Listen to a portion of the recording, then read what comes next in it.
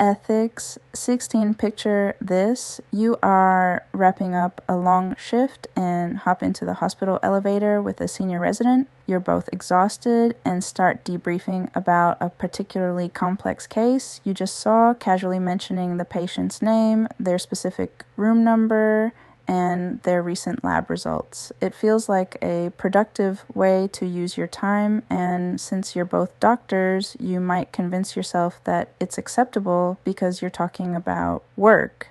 But this is a classic trap on the USMLE kontra Irsonoi, and a major real-world ethical violation.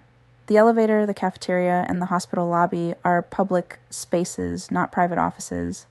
The moment you discuss protected health information, or PHI, in an area where a patient's family, a visitor, or even hospital staff who are not involved in that patient's care can overhear you, you have violated HIPAA. It doesn't matter that your intentions aren't malicious or that you're just venting or consulting.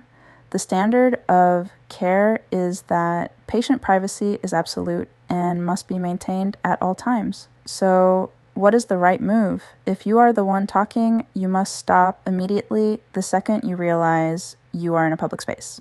If you are the bystander listening to this happen, you are ethically obligated to intervene. You don't have to be confrontational, but you must gently remind your colleague, hey, we shouldn't be discussing patient details here.